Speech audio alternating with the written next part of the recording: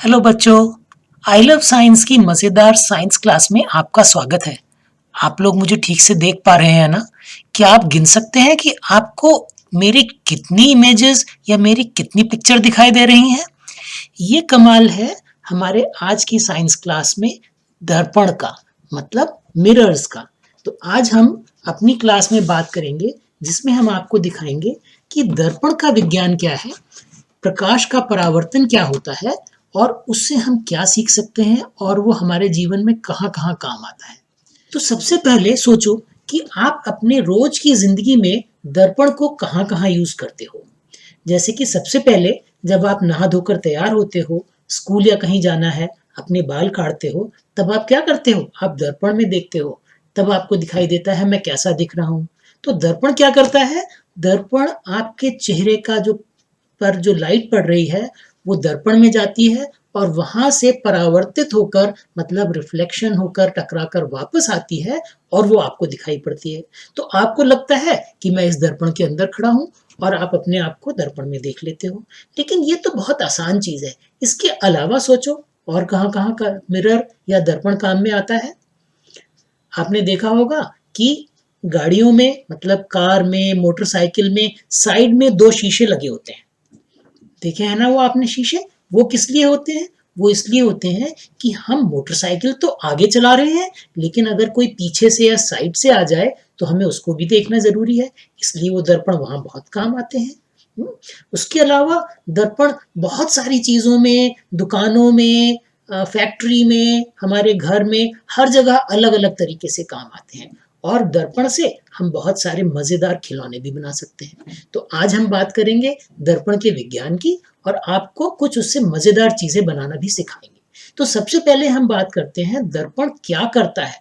दर्पण प्रकाश का परावर्तन करता है। तो आइए सबसे पहले हम आपको प्रकाश के परावर्तन के बारे में कुछ बताते हैं।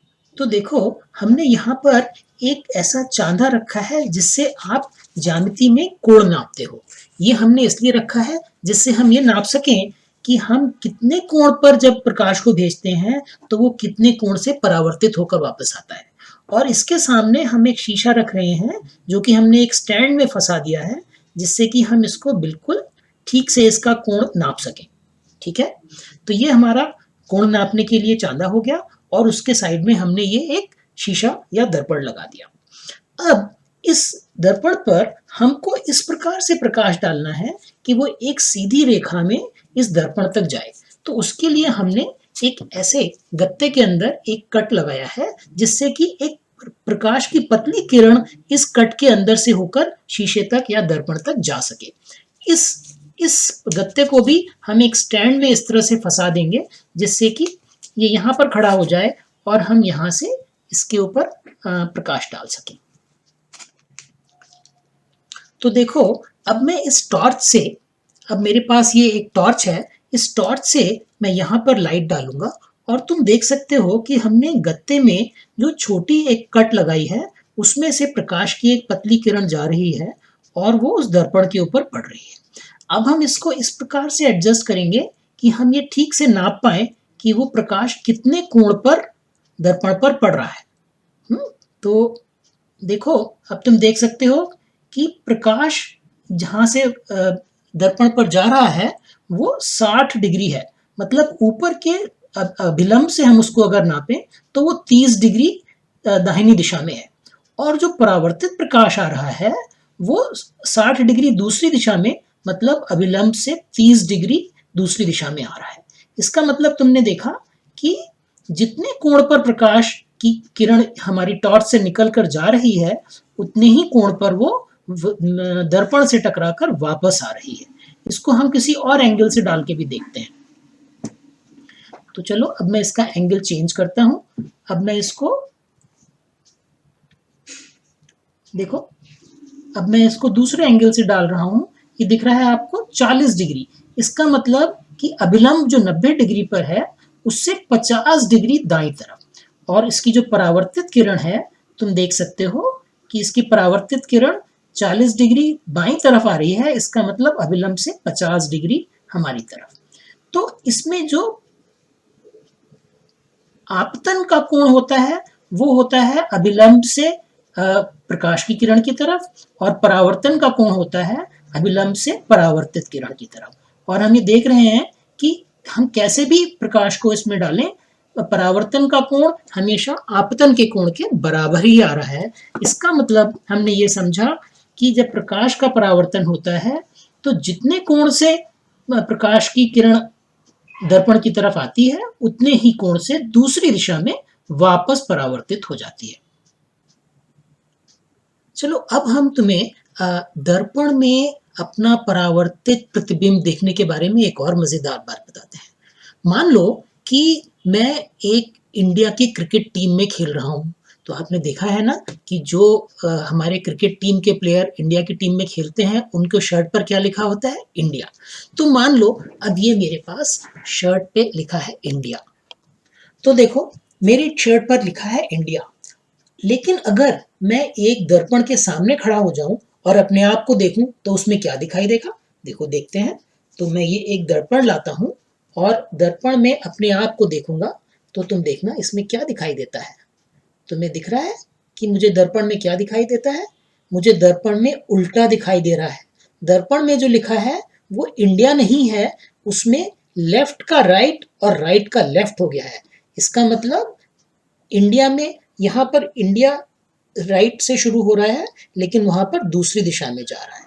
तो ये बहुत मजेदार चीज है, क्योंकि दर्पण में जो चीजें हमें दिखती हैं उसमें लेफ्ट का राइट और राइट का लेफ्ट हो जाता है, लेकिन ध्यान रखे ऊपर का नीचे और नीचे का ऊपर नहीं होता। ठीक है, इसीलिए तुमने देखा होगा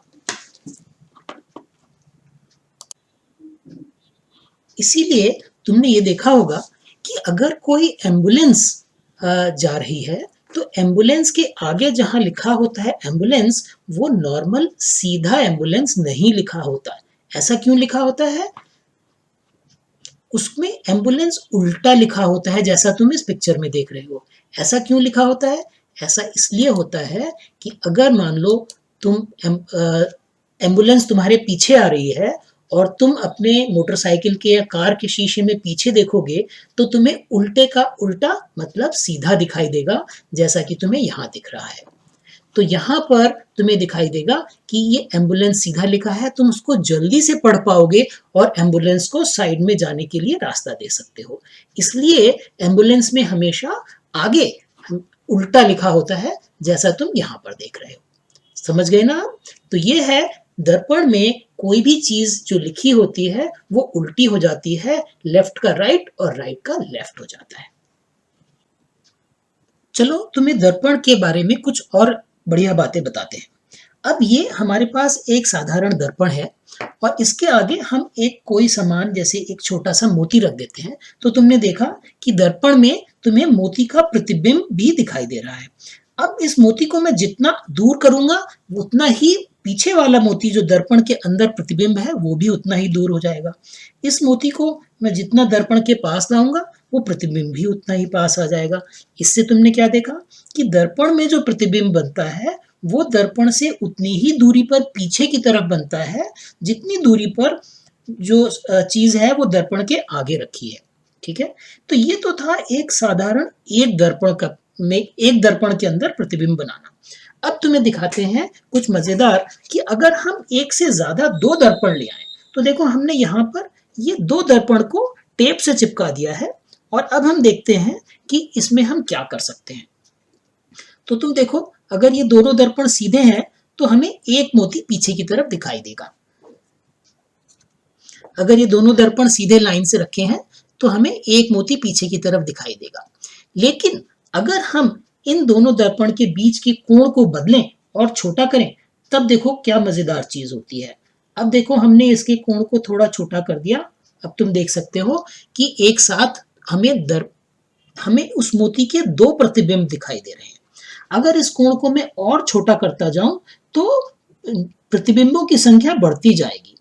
अब अगर ये मैंने इन दोनों दर्पण को 90 डिग्री पर कर दिया है तो तुम्हें पीछे 3 प्रतिबिंब दिख रहे हैं, मतलब टोटल 4 मोती हो गए हैं। इसी तरह अगर मैं इसके बीच के कोण को घटाता जाऊं तो तुम देखोगे प्रतिबिंबों की संख्या बढ़ती ही जाएगी, बढ़ती ही जाएगी। ये देखो